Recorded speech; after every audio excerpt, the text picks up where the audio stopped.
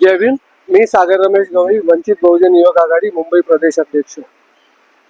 Online येण्याचं कारण असं, आपल्याला माहित असेल कालच जय भीम नगर हिरानंदानी येथे बीएमसीने काही तोडक कारवाई केली।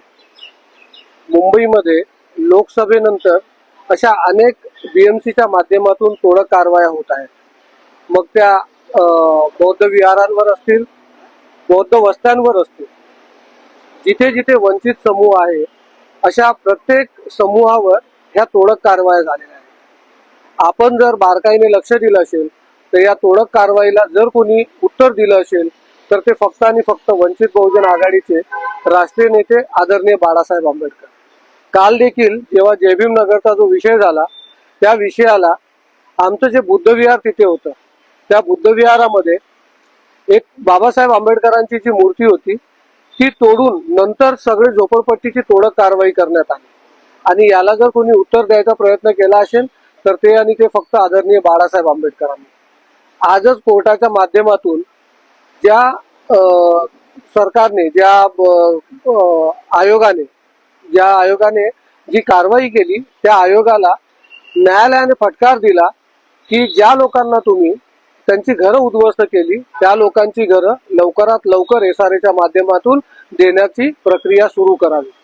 असे वेगवेगळे विषय आहेत। या आधी देखील आदरणीय बाळासाहेब आंबेडकरांनी जो एसआरएचा प्रश्न असेल, चारकोपचा प्रश्न, तो देखील मार्गी लावला।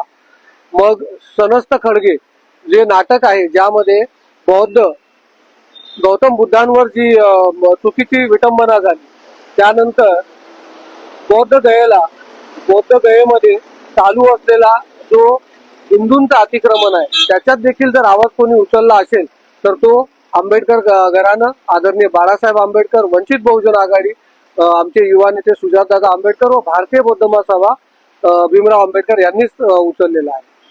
आम्हाला जाणून बुजून सांगायचं आहे की जेव्हा मतदान मागायचं असतं तर त्यावेळेस इतर पक्ष तुमच्याकडे येतात आणि तुम्ही बिनधास्तपणे त्यांना मतदान देतात, पण जेव्हा तुमच्यावर अन्याय अत्याचार होतो तर तेव्हा फक्त आणि फक्त वंचित बहुजन आघाडी तुमच्यासाठी उभा असतो।